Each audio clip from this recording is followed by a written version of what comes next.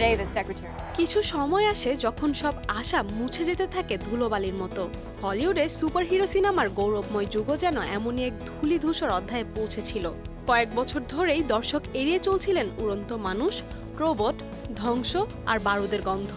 সুপারহিরোরা যেন হয়ে উঠেছিল ক্লান্তির প্রতীক। তবে সব ইতিহাসই একদিন মোড় নেয়।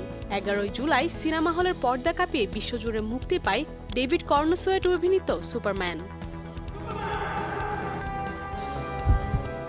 3 দিনের মধ্যেই সিনেমাটি আয় করে নেয় $217 মিলিয়ন, বাংলাদেশি টাকার প্রায় 2625 কোটি, 122 মিলিয়ন শুধুমাত্র যুক্তরাষ্ট্র ও কানাডা থেকে, আর আন্তর্জাতিক বাজারে 95 মিলিয়নের মতো আয়।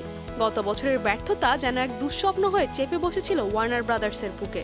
ফিউরিওসা হোঁচট খেয়েছিল, জোকার ছিল অপ্রত্যাশিত, আর তাই এই সুপারম্যান সিনেমা হয়ে উঠল যেন আশার সিঁড়ি, এক পুনর্জন্ম। Hey buddy, eyes up here.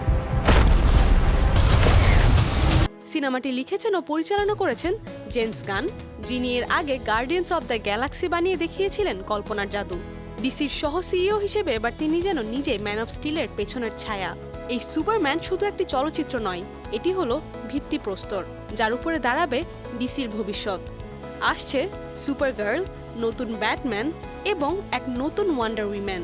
Warner Brothers ডিসকভারির সিইও বলেন, ডিসির ভবিষ্যৎ এখন স্পষ্ট, গতি দৃশ্যমান। সুপারম্যান হিসেবে ডেভিড মন জয় করেছেন।